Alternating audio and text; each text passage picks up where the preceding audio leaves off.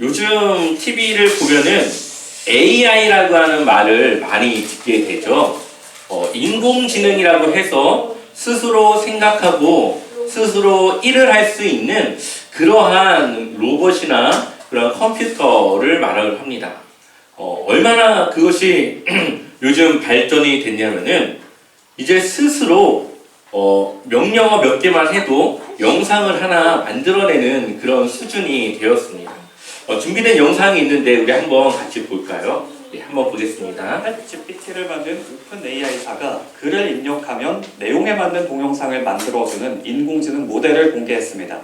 현실 세계를 직접 촬영한 영상이나 그래픽 작업으로 만든 애니메이션과 구분이 어려울 정도로 정교하고 생생한데요. 기술의 발달과 함께 풀어야 할 과제도 대두되고 있습니다. 최소라 기자입니다. 멋지게 차려입은 여성이 거리를 걷고 있습니다. 피부결과 주름, 머리카락까지 마치 실제 사람을 촬영한 것 같지만 인공지능이 순수 창조한 동영상입니다. 멋진 여성이 네온사인과 간판으로 가득한 도쿄 거리를 걷고 있다와 같은 간단한 문장 6개만으로 생성해낸 겁니다.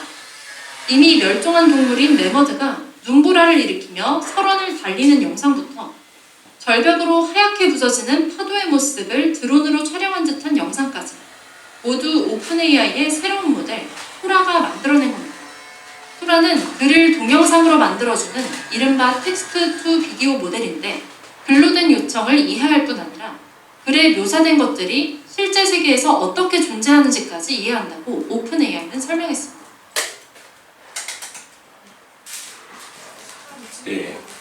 앞서 보셨던 영상들은 사람이 만든 게 아니라 그냥 뭐 이렇게 만들어줘 하면은 이 프로그램이 알아서 그렇게 만들어주는 그런 영상들이었습니다.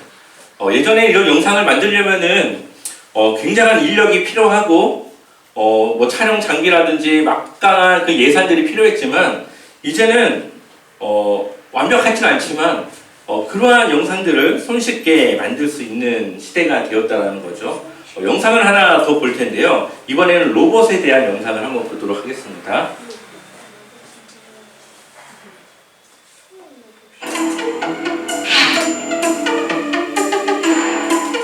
I see a red apple on a plate in the center of the table, a drying rack with cups and a plate, and you standing nearby with your hand on the table.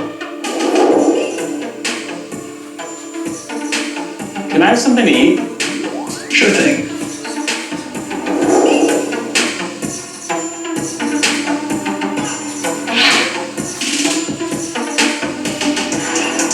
Because it's the only edible item I could provide you with from the table.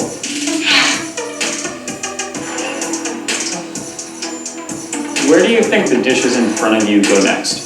The dishes on the table, like that plate and cup, are likely to go into the drying rack next. Great, can you put them there? Of course.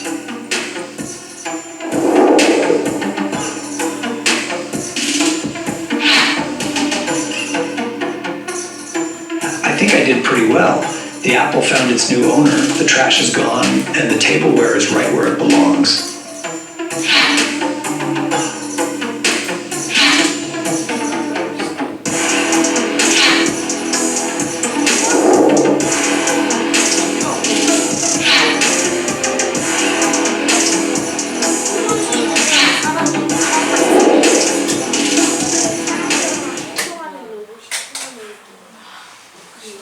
네.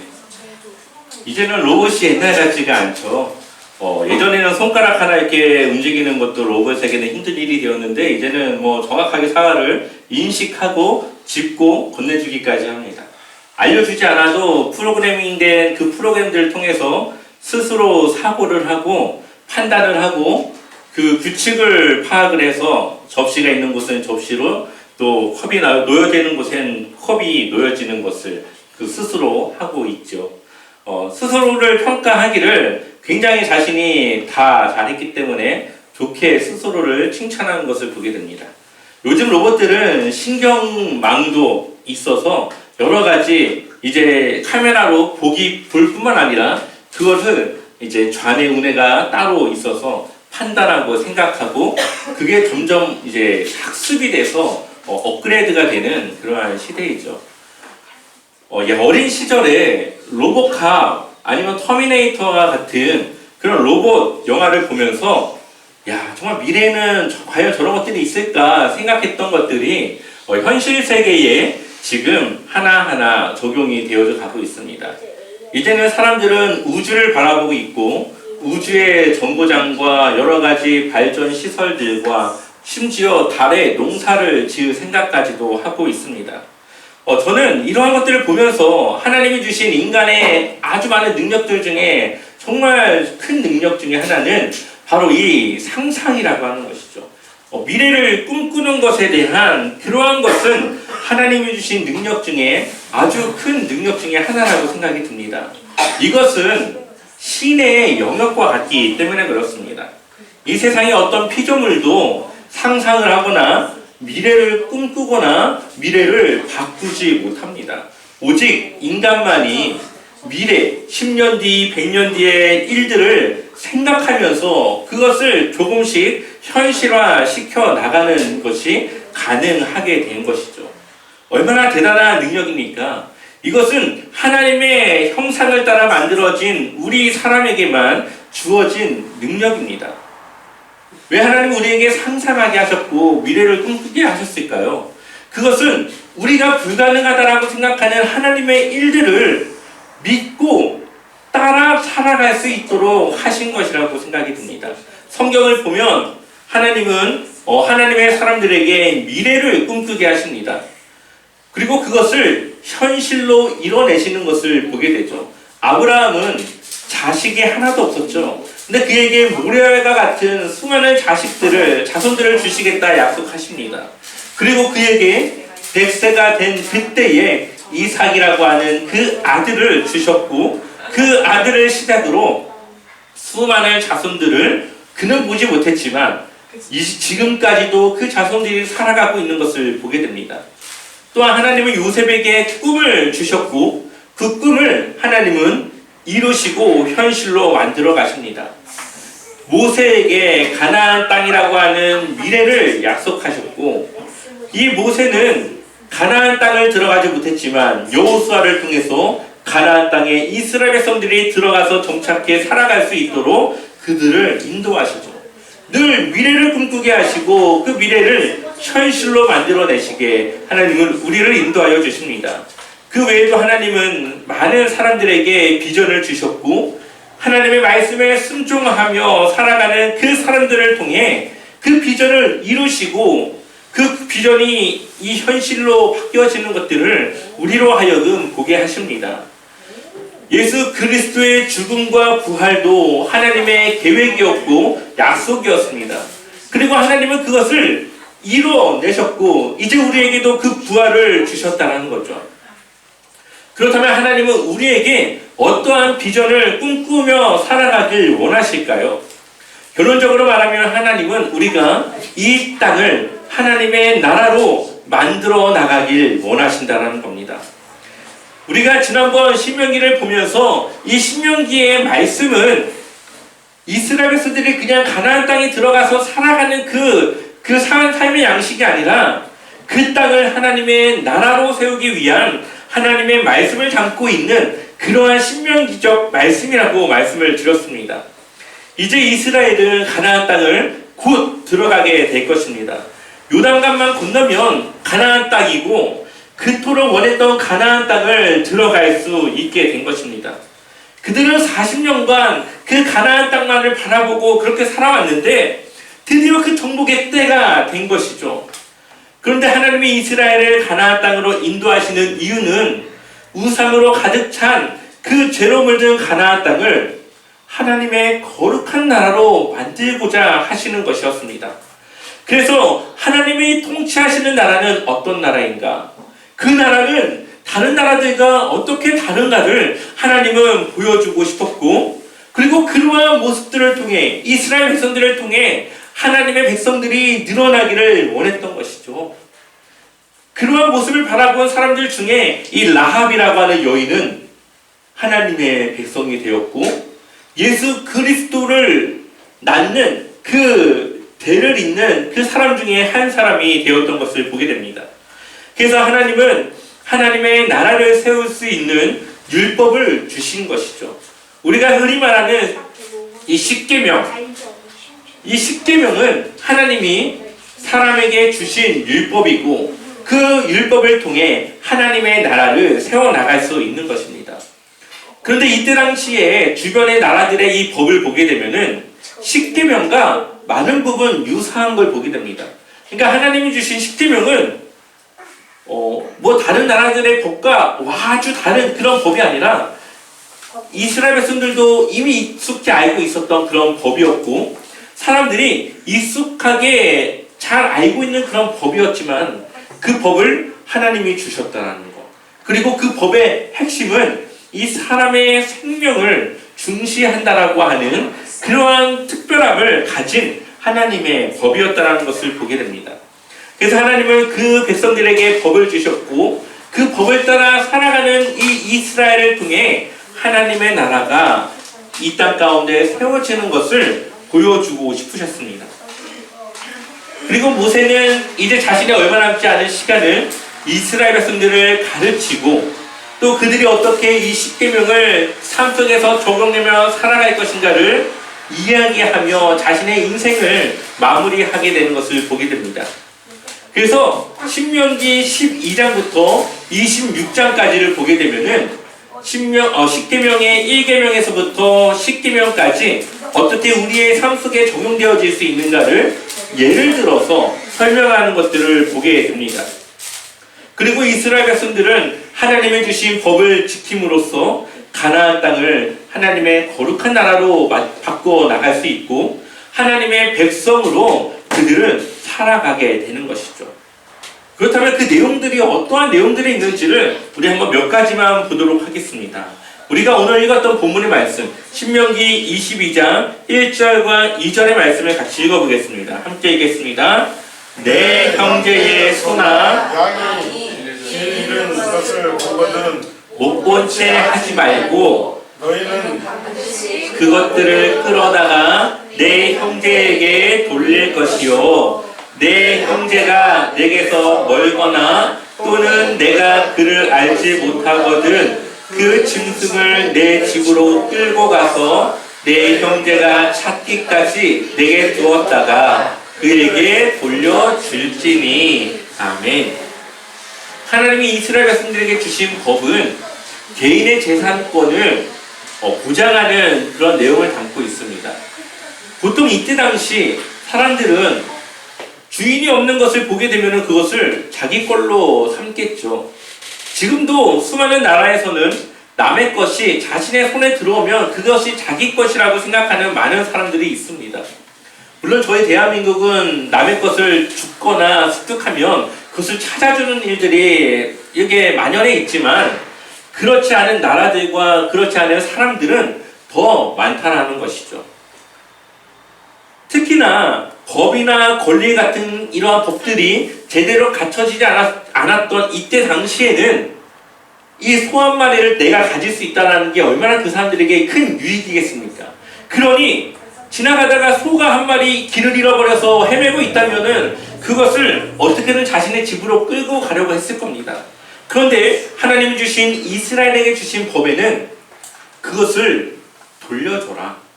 그 주인에게 그것을 돌려주고 만약에 그 사람을 알지 못하거나 누구에게 찾아줄 수 없거든 자신의 집으로 가져가서 그것을 돌보고 있다가 주인이 나타나면 그것을 돌려주라는 것입니다. 물론 주인이 나타나지 않으면 그것이 자신의 소유로 들어갈 수는 있겠지만 그것을 돌려줄 수 있도록 해야 된다라고 하는 그 개인의 재산권을 보장해주고 있는 그러한 말씀을 볼 수가 있습니다. 이러한 일들이 제대로 일어나게 되려면 누구를 의식해야 됩니까? 하나님을 의식해야 되겠죠. 아무도 보지 않는 그러한 상황 속에서도 하나님을 알고 계실 수 있다라는 믿음을 가져야지만 자신의 양심과 정직함으로 그 물건들을 찾아줄 수 있을 겁니다. 그러니 하나님에 대한 생각과 믿음이 그 이스라엘 백성들 안에 있어야지만 지켜질 수 있는 것이죠. 이어서 공동체의 협력에 대해서도 말하고 있는데요. 우리 4절 말씀 22장 4절 말씀 같이 읽어보겠습니다. 내 형제의 낙이나 소가 길에 넘어진 것을 보거든 못 본 채 하지 말고 너는 반드시 그것들을 일으킬지니라. 아멘. 이 말씀은 지나가다가 도움이 필요한 사람을 보게 되거든 지나가지 말고 도와주라는 것이죠. 이때 당시 낙이나 소가 넘어졌다고 하는 것은 아주 큰 사건이 일어난 것과 같습니다. 짐을 싣고 가던 이 낙이나 소가 그 짐을 감당하지 못하고 넘어졌고 그 짐을 가지고 더 이상 낙이나 소가 일어설 힘이 없었다는 겁니다. 그래서 그 짐이 무거워서 일어서지 못하는 그러한 상황들을 보았을 때는 내 일이 아니라고 지나가지 말고 하나님 나라의 한 공동체고 한 형제이니 그 어려움에 빠진 그 사람을 도와주라는 것이 하나님이 주신 율법의 말씀이라는 거죠. 예수님이 누구에 대해서 말씀하십니까? 선한 사마리아인에 대해서 말씀하십니다. 레위인도 제사장도 어려움에 처한 강도받는 자를 돕지 않았지만 그들이 멸시했던 사마리아인만이 그 사람을 도와주는 것을 보게 됩니다. 하나님의 말씀을 잘 알고 있는 것 같았지만 결국 하나님의 말씀을 지켰던 것은 그들이 무시했던 사마리아인만이 하나님의 말씀을 지켰고 하나님의 나라를 세워갔다는 것을 우리에게 보여주고 있는 것이죠. 우리는 우리의 도움을 필요로 하는 이들을 도울 수 있어야 합니다. 먼저로는 교회 안에 어려움에 처한 이들이 있다면 그들을 우리는 우리의 능력에 맞게 도와줄 수 있어야 됩니다. 더 나아가서는 우리 주변에 살아가는 이웃들을 도울 수 있어야 되고 더 나아가서는 전 세계에 어려움에 처한 많은 사람들을 우리가 도울 수 있는 대로 도울 수 있어야 되는 것입니다. 그렇게 우리가 하나님의 뜻을 따라 살아갈 때에 하나님의 나라가 세워지게 되는 것이죠. 우리가 모든 사람을 다 도울 수는 없지만 우리가 도움으로써 또 누군가에게 영향력을 미치고 그 사람들을 통해서 또 누군가를 도울 수 있도록 우리는 그러한 일들을 할 수가 있는 것입니다. 하나님은 사람의 생명 또한 중요하게 생각하십니다. 그래서 주변 국가는 이때 당시 주변의 많은 국가들은 법적으로 타인의 생명을 빼앗았을 때에 그 생명만큼 큰 돈을 지불해서 그 벌을 면할 수가 있는 그런 법들이 있었습니다. 그러나 하나님의 주신 법은 사람의 생명은 반드시 생명으로만 갚을 수 있었습니다. 물론 내가 의도치 않게 사람의 생명을 빼앗았을 때는 그 사람이 그 형제들에게 돌에 맞아 죽지 않도록 피할 수 있는 장소를 주셨죠. 바로 도피석. 도피석을 주셔서 그 사람이 자신의 그 무죄함을 입증할 수 있는 길을 또한 주셨습니다. 이러한 것들을 볼 때에 하나님은 이 사람의 생명을 굉장히 중요하게 생각을 했고 굉장히 그 생명을 다루는 일에 있어서 신중했다라는 것을 우리는 볼 수가 있습니다. 어떠한 경우냐면 만약에 내가 도끼를 쳐가지고 나무가 이제 쓰러지는데 사람이 있는 줄 몰랐어요. 근데 그 사람이 쓰러지는 나무에 맞아서 죽게 되죠. 그럴 때는 어디로 갑니까? 도피성으로 빨리 가야 되는 거죠. 그래서 그 성의 장로들에게 나의 이러한 무죄함을 알려서 보호를 받을 수 있게 하는 겁니다. 혹은 도끼를 치다가 도끼날이 날아가서 누군가에 맞았습니다. 그래서 생명을 잃었을 때, 그럴 때에는 도피성을 갈 수 있는 것이죠.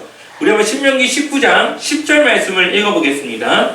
내 하나님 여호와께서 내게 기업으로 주시는 땅에서 무죄한 피를 흘리지 말라. 이같이 하면 그의 피가 내게로 돌아가지 아니하리라. 아멘. 하나님이 통치하시는 이 가나안 땅, 이 하나님의 나라는 거룩한 땅입니다. 그러니 죽은 시체의 피가 그곳에 흐른다고 하는 것은 그때 당시에 하나님의 주신 법으로는 그 땅을 부정하게 하는 것이었습니다.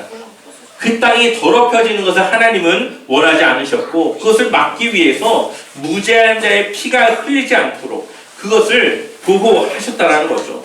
혹은 죽은 자의 그 피가 흘렸을 경우는 그것을 빨리 조치를 해서 그 부정함을 씻어낼 수 있어야 되는 겁니다. 그래서 죽은 사람의 생명을 또한 보장하고 또한 그 무죄하게 그 사람의 생명을 빼앗은 사람의 그 억울한 누명을 피할 수 있도록, 그 억울함을 풀 수 있도록 그러한 보장을 해주는 것을 보게 됩니다. 또한 이 신명기서를 보게 되면은 원인을 제공한 사람, 죽음의 원인을 제공한 사람 또한 그 책임을 질 필요가 있다라고 말합니다. 우리 한번 신명기 22장 8절 읽어볼까요? 함께 읽어보겠습니다. 내가 새 집을 지을 때에 지붕에 난간을 만들어 사람이 떨어지지 않게 하라. 그 피가 내 집에 돌아갈까 하노라. 아멘. 이때 당시에 이 지붕 한 2층, 1층, 2층 이 정도 되는 이 높이의 지붕에 무엇을 만들라고요? 난간. 그래서 밖으로 떨어지지 않도록 그 보호망을 만들라고 말씀하십니다. 그래서 어떤 신학자는 이 말씀을 보고 하나님은 최초의 건축법을 만드신 분이라고 이야기를 하기도 하죠. 난간을 만들지 않아서 이때 당시 이 옥상은 다용도 공간으로 사용이 됐기 때문에 음식과 곡식을 말리기도 했고 음식을 저장해 두기도 했고 가족이나 손님들을 맞이하여서 같이 음식을 나누는 그러한 장소로 사용되기도 했습니다. 근데 해가 져서 좀 어두워져서 사람들이 발을 잘못 디디다가 밑으로 떨어져서 그 생명을 잃거나 다쳤을 경우에 그 책임은 이 집을 지을 때에 난간을 만들지 않은 그 주인에게 책임이 있다라는 것이죠. 그 책임을 제공한 자가 그 책임을 져야 한다라고 말하고 있습니다. 만약에 이 지붕에 올라갔다가 누군가가 떨어져서 생명을 잃게 되면 그 생명을 누가 책임져야 됩니까? 이 집 주인이 책임을 져야 되는 겁니다. 그러니 이 말씀의 핵심은 책임을 져야 되는 것이 아니라 그러한 책임을 질 만한 원인을 제공하지 말라고 이야기를 하는 것이죠. 요즘 많은 일들이 있는데요. 부실 아파트들이 많이 지어지고 있죠. 돈을 좀 더 남기기 위해서 철근을 빼거나 아주 약하게 아파트를 짓습니다. 겉보기에는 그럴듯해 보이지만 아직 입주도 하지 않은 아파트의 주차장이 무너지기도 하고 집을 짓다가 시멘트가 무너져서 일하던 인부들이 다치기도 합니다. 그럴 경우에는 그것을 책임져야 될 책임자가 그 책임을 져야 된다는 거죠. 뿐만 아니라 강아지를 감당하지 못해서 개가 풀려서 다른 강아지를 죽이거나 사람을 물거나 생명을 위협하는 그런 일들도 종종 일어나게 됩니다. 그런 경우에도 그 책임은 그 주인에게 있다는 것을 우리에게 이야기합니다. 우리는 이때 당시에 이 법은 바로 그 책임을 원인을 제공한 자가 그것을 책임져야 된다는 그런 내용들을 담고가 있습니다. 그러니 보호받을 권리와 그 안에서 우리가 마음껏 사용할 수 있는 그런 권리와 보호들이 하나님의 법 안에는 충분히 실어져 있더라는 것을 우리는 볼 수가 있게 되죠. 그러니 하나님의 이 법이 이때 당시에 잘 지켜지기만 했다면은 그 나라는 어떤 나라였을까요?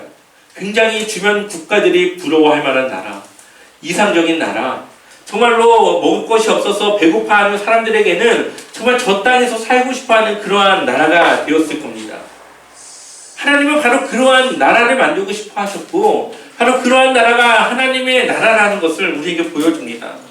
또한 우리 한 가지만 더 볼 텐데요. 신명기 22장 6절과 7절을 한번 읽어볼까요? 두 절의 말씀 같이 읽어보겠습니다. 길을 가다가 나무나 땅에 있는 새 보금자리에 새 새끼나 알이 있고 어미새가 그의 새끼나 알을 품는 것을 보거든 그 어미새와 새끼새를 아울러 취하지 말고 어미는 반드시 놓아줄 것이요 새끼는 취하여도 되나니 그리하면 내가 복을 누리고 장수하리라. 아멘. 하나님의 법에는 사람과 하나님과의 지켜야 될 법뿐만 아니라 이 생태계를 보존하는 그런 방법 또한 우리에게 알려주고 있습니다. 왜 새끼를 잡을 수 있고 어미는 놓아줘야 되는지 말씀에서는 정확하게 이야기하지 않기 때문에 그것을 추측하는 것은 매우 조심스러운 일이지만 많은 학자들이 생각하기는 생태계를 보존하기 위한 방법으로 보고 있습니다. 새끼는 알을 낳을 수 없으니까 생태계를 보존할 수 없지만 어미는 다시 알을 낳아서 새끼를 만들어낼 수 있기 때문에 새끼는 취해도 되지만 어미는 잡지 말라고 그렇게 법을 정해 놓았다라는 거죠. 하나님은 우리 인간이 하나님께서 맡겨주신 이 지구를, 이 세상을 다스리고 관리하는 것 또한 하나님의 법으로 제정해 놓았던 것을 보게 됩니다. 무분별한 포획과 그러한 잡음으로써 생태계가 파괴되고 멸종이 되는 것을 원하지 않으셨다는 거죠. 우리는 하나님이 만드신 세상을 다스리고 관리해야 될 청지기적 사명을 가지고 있습니다. 그런데 요즘 지구는 많이 망가져 있죠. 훼손되고 있습니다. 하나님은 이 지구에 수많은 양식, 또한 광물, 자원, 또한 우리가 많은 것들을 사용할 수 있는 재료들을 아주 넘치게 주셨습니다. 근데 수많은 나라들이 또 몇몇 나라들이 그것을 독점하고 있고 그것을 이익을 감당하기 위해서 그것을 악용하고 사용하고 있습니다.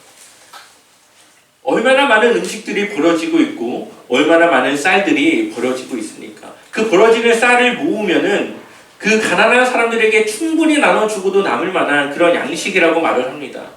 하나님은 우리에게 차고 넘치는 수많은 양식들을 주셨지만 그것을 취하고 나누지 않는 사람들 때문에 누군가는 아주 호화롭게 살지만 누군가는 먹을 것이 없어 생명을 잃어버리는 일들이 일어나게 됩니다. 하나님이 우리에게 충분한 것을 주신 이유는 그것을 나누어서 모든 사람들이 함께 배부르고 살아갈 수 있는 그러한 나라를 원했던 것이죠. 하지만 악한 마음과 생각을 가진 사람들은 하나님의 뜻이 아니라 자신의 생각을 따라 살아가고 있고 하나님의 뜻을 이루지 못하고 자신의 욕심을 채우고자 살아가고 있는 것을 보게 됩니다. 이러한 시대에 우리는 하나님의 말씀으로 다시 돌아와서 하나님의 뜻을 따라 살아가야 되는 것이죠. 그래서 우리는 하나님의 나라를 세우는 것입니다. 누군가는 그것을 비웃을 수도 있습니다. 너가 그렇게 한다고 세상이 달라질 거라고 그렇게 비웃을 수도 있겠지만 우리가 그렇게 함으로써 그것을 이루시는 분은 바로 하나님이시죠. 우리의 생각과 우리의 미래와 비전을 이루시는 그 하나님께서 우리와 함께 하시는 겁니다. 그 외에도 신명기에는 정말 여러 가지 다양한 이 상황들의 말씀들을 전하고 있는데요. 재밌는 것은 전쟁에 대한 이야기입니다. 전쟁에 나가지 않아도 되는 사람들에 대해서 분류를 하고 있는데 집을 새로 지어가지고 아직 그 집에서 살지 않은 사람, 그 사람은 전쟁에 안 나가도 되었습니다. 또한 결혼을 약속하기만 하고 약혼을 했지만 결혼을 하지 못한 남자. 왜냐하면 그 여자를 이제 처녀를 둘 수 없으니까 혹시 생명을 잃어서 가정을 이어나가지 못할 수도 있으니까 그 남자는 전쟁에 참여하지 않아도 된다라고 말씀하십니다.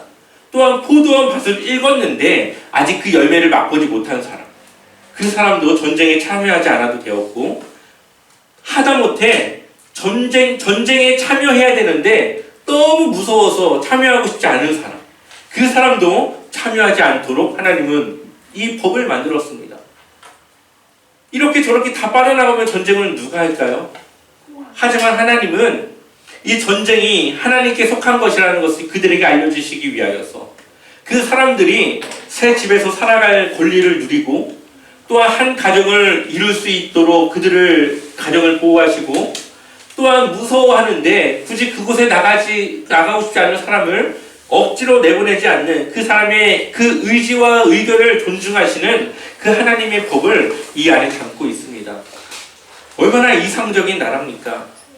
개인의 재산을 보호하고 서로가 협력하고 내 것을 잃어버려도 언제든지 찾을 수 있는 그러한 나라, 전쟁에 참여하지 못할 사유가 있으면 언제든지 그 전쟁에 참여하지 않아도 되는 그러한 자유를 보장하는 나라, 또한 생명을 중요하게 생각하고 그 생명을 반드시 책임지게끔 하는 그러한 나라, 억울함이 없도록 하는 그런 나라가 바로 하나님의 나라였습니다. 물론 우리가 지금 볼 때에는 그것이 당연하다라고 생각할 수 있겠지만 이때 당시에 주변 국가의 이 법을 통해서 본다면은 아주 이 법은 파격적이고 굉장히 민주주의적인 그러한 법이었다는 것을 우리는 보게 되어지죠. 근데 문제는 하나님께서 이렇게 좋은 법을 주셨다 하더라도 이것을 어떻게 해야 됩니까? 지켜야 되는 것이죠. 이것을 지켜야지만 그 나라가 세워지는 것입니다. 근데 그 율법을 어떻게 하나하나 다 우리가 기억하고 그들이 기억하고 살아갈 수 있었겠습니까? 그 율법의 핵심을 그래서 우리는 알아야 되는 겁니다. 이 율법의 핵심은 이 율법을 지키는 것이 그 핵심이 아니라 하나님을 사랑하는 것, 이웃을 사랑하는 것. 그래서 내 생명이 중요한 만큼 타인의 생명을 중요하게, 내 재산이 중요한 만큼 타인의 이 재산도 중요하게, 내가 싫은 것을 하기 싫은 것을 억지로 하는 것을 싫어하는 것처럼 누군가에게도 그것을 억지로 시키지 않는 것, 여러 가지 그런 이웃에 대한 사랑과 하나님을 사랑하는 그 마음에서 이 율법이 시작했다라는 것을 우리는 기억해야 되는 것이죠. 요즘 많은 그리스도인들이 하나님의 율법을 무시하고 살아갑니다. 구원 받았으니까 율법이 필요 없다라고 생각합니다. 하지만 말씀은 그렇지 않다라고 우리에게 말하죠. 예수님이 말씀하셨는데요. 우리 마태복음 5장 17절 같이 읽어보겠습니다. 내가 율법이나 선지자를 폐하러 온 줄로 생각하지 말라. 폐하러 온 것이 아니요 완전하게 하려니와. 아멘. 율법이나 선지자, 율법은 하나님이 주신 법이고 선지자는 하나님이 주신 말씀, 구약의 말씀들을 없애려고 한 것이 아니라 어떻게 한다고요? 완전하게 하기 위해서, 그것을 정말 완전하게 하기 위해서 오셨다는 거죠. 그 율법의 완성이라는 것은 무엇일까요? 로마서 13장 10절 같이 읽어보겠습니다. 사랑은 이웃에게 악을 행하지 아니하나니 그러므로 사랑은 율법의 완성이니라. 아멘. 율법을 완성하기 위해서 무엇이 필요합니까? 사랑이 필요하죠. 사랑이 없는 율법은 껍데기만 남은 것뿐입니다. 바리새인들이 그렇게 열심히 하나님의 율법을 지키고 살아가지만 왜 그들이 욕을 먹습니까? 그 안에 사랑이 없기 때문이죠.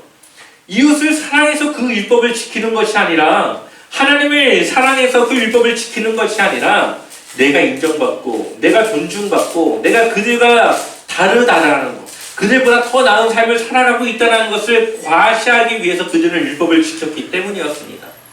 사랑이 빠진 율법은 아무리 그 율법을 완전하게 지켰다 하더라도 그 율법은 완전하지 않다라는 거죠.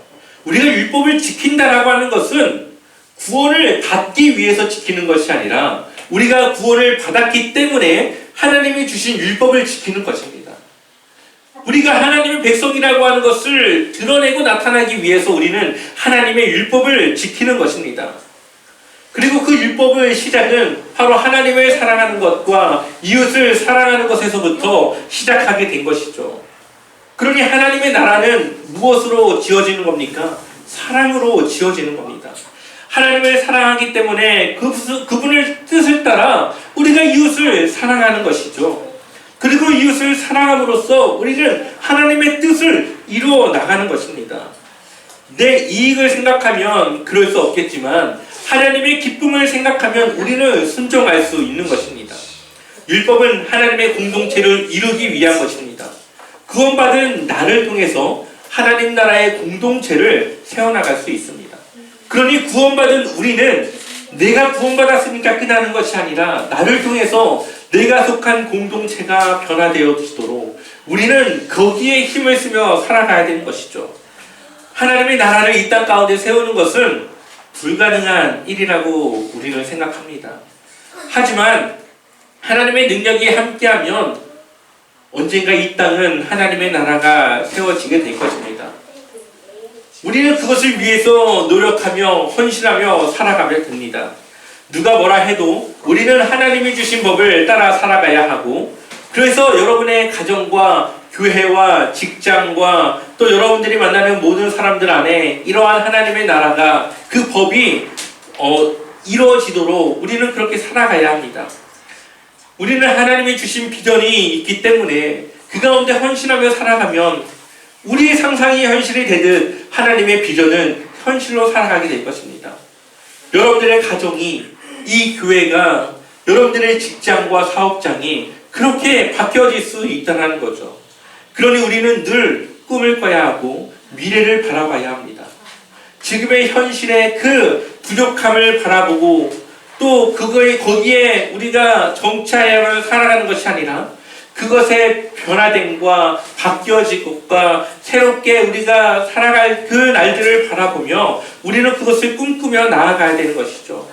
우리의 교회가 지금의 이 모습이 아니라 더 나은 교회의 모습으로 나아갈 수 있다는 것을 우리는 바라보며 그것을 위해 헌신하며 함께 동역하며 나아가는 것입니다.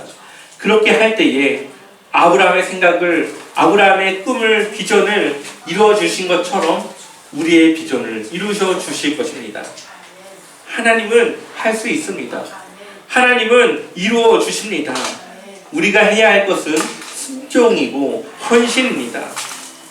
하나님은 우리를 통해 이 땅 가운데 하나님의 나라를 세우기 원하십니다. 우리가 하나님의 나라를 원하지 않고 그것을 세워나가는 것에 힘쓰지 않는데 어떻게 앞으로 이 땅 가운데 임할 때 하나님 나라에 들어갈 수 있겠습니까? 하나님의 법을 따르는 것을 즐거워하지 않는 우리가 어떻게 그러한 법으로 통태되어진 그 하나님 나라에 들어갈 수 있겠습니까?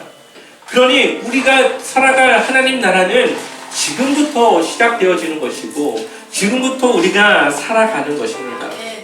이미 우리는 하나님 나라를 살아가고 있고 하나님 나라의 백성으로 살아가고 있습니다.